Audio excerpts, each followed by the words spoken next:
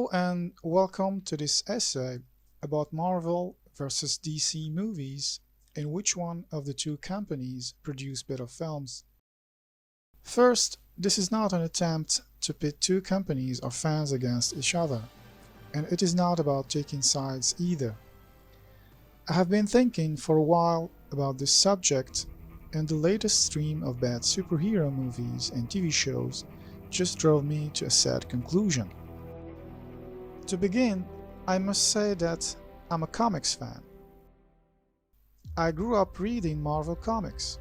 Spider-Man, X-Men, Avengers, Wolverine, Punisher, and the list goes on. Aside from Batman, Teen Titans, and Vigilante, I didn't read a lot of DC comics. As a kid, I found DC stories and artworks lacking.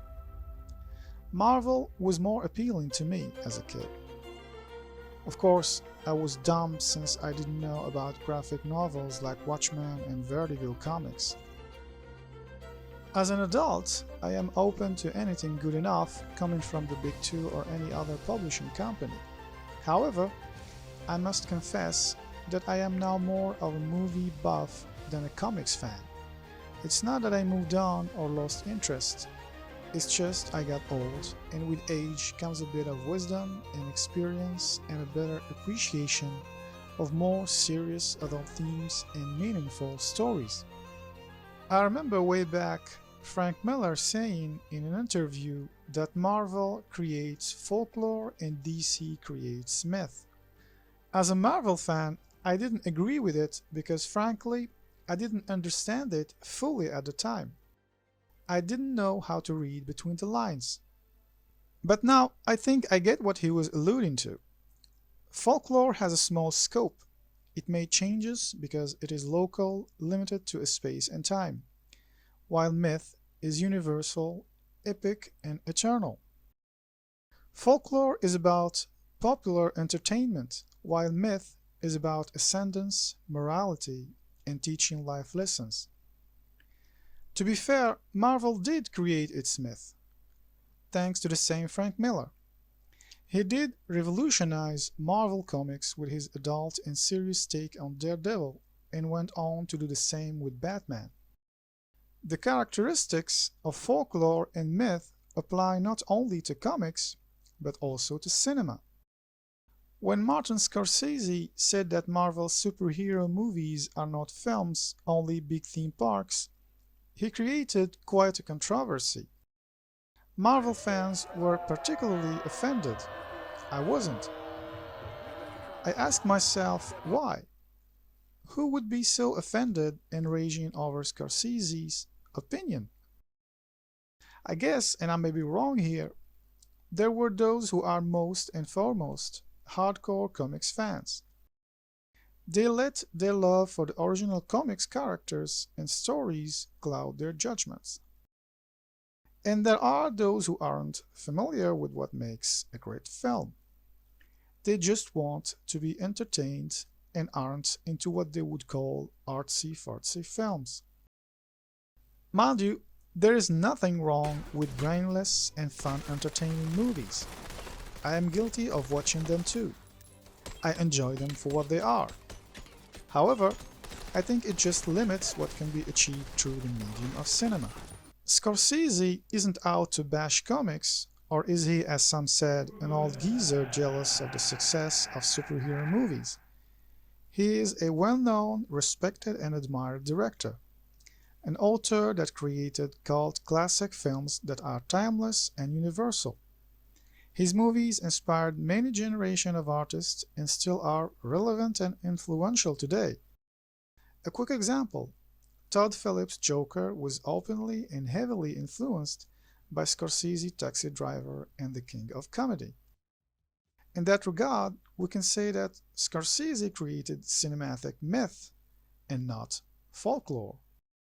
I am aware that adapting comics into films is a difficult and risky task, both artistically and financially. Let's not forget that the success and dominance of superhero movies is a recent thing, mainly because of digital VFX evolution. Would Spider-Man, Iron Man, Hulk, Thanos depicted so successfully without the magic and advancements of digital effects? We tend to forget that decades ago they were niche, even cheesy movies. Of course, there were exceptions, but for one successful movie, four failed miserably. I understand that hardcore comics fans want faithful adaptations. It is a reasonable and legitimate request. However, there is no such a thing as a complete faithful adaptation. To his credit, Kevin Feige is trying to transpose comics into moving pictures. It is recommendable, but restrictive and risky.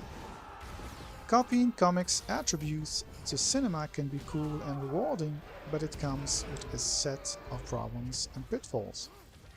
Childish and formulaic stories and dialogues, silly costumes, repetitive resurrections, and inconsequential actions are one of them. Comics are comics and movies are movies. Even though they share similar traits, they are nonetheless two different beasts. What works in comics does not necessarily work in movies. Each has its own weaknesses and strengths. Good movies adaptations are supposed to strengthen comics' weaknesses. Comics obviously are a very creative field, but unfortunately, movies have the upper hand, since they have a larger audience, the luxury of verisimilitude in movements, big budgets, better production design and marketing. Warner Brothers is a legendary film studio, an experienced veteran whose business was and still is making diverse movies. It produced some of the best American cinematic masterpieces. Some are Oscars winners, some challenged, changed, and even pushed the boundary of the seventh art. We can cite, for example, Citizen Kane, The Wild Bunch, 2001: A Space Odyssey, The Exorcist, The Lord of the Rings, Blade Runner, Inception, The Matrix, Seven, Shawshank Redemption, and the list goes on and on. Warner adapting DC Comics into films in the 70s and 80s was a financial bonus, a venture to diversify their movie catalog. Now they are obviously forced to catch the Marvel cinematic trend to survive financially and stay competitive in a market saturated with superhero movies. Marvel Studio is the new kid on the block, the popular hot guy capitalizing on his good looks and trying to seduce everybody. The particularity and uniqueness of Marvel is that it is only adapting its own comics into movies. Incidentally, I wonder what they would do in the future when the public will grow weary and tired of superhero movies. Marvel movies are well-made blockbuster films. They are indeed successful, but they are far in between not cinematic masterpieces.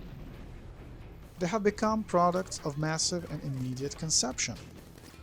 They are for sure light-hearted and entertaining, but lately they seem even juvenile and frankly not very funny.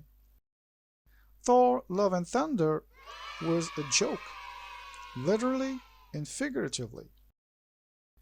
Marvel is trying to normalize dumb down its movies for a larger audience. And now more than ever with Disney involved, one could see that the major target audiences are kids and young millennials obsessed with self-image and social justice. Frankly, superhero movies haven't reached maturity yet. There is still a long way to go. However, we have a glimpse of what could be. Christopher Nolan Dark Knight, James Mangold's Logan, Todd Phillips' Joker, and Matt Reeves' The Batman might have achieved that. Their financial and critical success shows us that superhero movies can be so much more, provided you let talented writers and directors do their job. While Warner Studio works with renowned directors who have personal visions, unique styles, and ultimately have something to say, Marvel Studio works with upcoming or unknown directors. Again, nothing wrong with that, but one can see that Kevin Feige controls everything. Obviously, his goal is to keep the same visual identity, the tone, and narrative continuity of most of his films. Marvel writers and directors are hired as artisans to fulfill his vision. They cannot fully create or innovate. They are on a leash, working within narrative, visual guidelines, and marketing agendas. One of the most interesting and more appealing traits of comics is how each talented artist can define or reinvent through his personal narrative or visual style a comic series. Every time readers can be blown away with an artist's original rendition or vision of the character and story. There are as much comics that there are different tones and unique graphical styles. Marvel Comics' strength was and still is their willingness to work with different and very talented artists. However, their movies have no individual identity. All films have the same look and vibe. As I stated before, the studio need a unifying look and tone for its cinematic universe, and certainly wouldn't let a director diverge from those narrative and visual guidelines. Look what happened to Sam Raimi on Doctor Strange: Multiverse of Madness. Warner Studio, despite the first missteps and attempt to ape Marvel approach of fun, light-hearted stories and shared cinematic universe, managed to give each of their DC movies a different identity. One would say that they transposed the comics approach into movies. But I don't think it's a conscious and deliberate thing. It just means that they began to trust the director and give him freedom to bring his unique vision to the screen. True, Warner Studio produced some really bad films, but from time to time they took risks that were very rewarding. They have delivered some of the most engaging and memorable superhero movies. The mark of a great movie is when you feel the need to rewatch it time and time again, and every time you enjoyed it and discover something new. To tell the truth, I haven't rewatched anything from Marvel Studio. Most of the movies are consumable products easily forgotten. There is nothing memorable or special about them. The cast and VFX might be great, but the stories are generic and formulaic. Most of the original soundtracks are bland, and the directing isn't inspired either. The only ones that I personally consider really good and happen to be widely acclaimed are Spider-Man 2 and Logan, which are produced respectively by Sony and the 20th Century Fox. The first Blade, the first Iron Man, and particularly Captain America: Winter Soldier, and of course Netflix Daredevil TV series. However, I think they can't surpass Nolan Dark Trilogy. That trilogy had everything: good writing, incredible cast and performances, narrative intensity, great directing, and an incredible music soundtrack.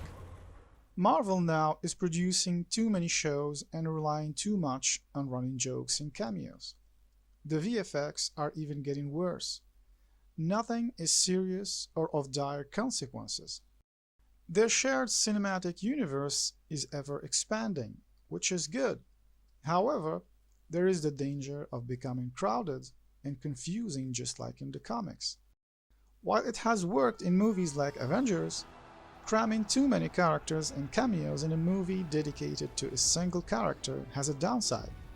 The main hero risks losing his importance. The screen time is divided, the story fragmented into micro-scenes, becomes unfocused because there are too many players involved. The hero doesn't stand out in his own movie anymore. Honestly, I want Marvel to succeed and give us better movies. I wish in the future that they use the multiverse as a way to attempt Warner Studio approach and give us different and serious takes on their characters. But I wouldn't hold my breath for it. It is sad to say that Marvel Studio hasn't yet shows us what their movie could really do or achieve as an art form.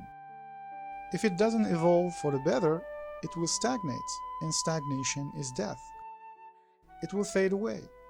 Not completely. I'm sure that it will come out from time to time, maybe with more maturity and creativity, just like other movie genre did. The same advice partially applies to Warner's studio, even though I think it will survive better since it has diverse IPs and movie catalog. In the end, I must say that while Marvel rely on quantity and consumable movies that are commercially successful, Warner now, trusting their artists, capitalize on quality and manage to produce better films, both artistically and commercially successful. And coming back to Frank Miller's quote, his statement still holds true at least for superhero movies. Marvel Studios do produce consumable folklore. DC, or in this case Warner Studio, do create mythical films. Would you agree with these views or not? Please share your thoughts and arguments in the comments section to enrich the debate. Thanks for watching and see you soon in another video essay.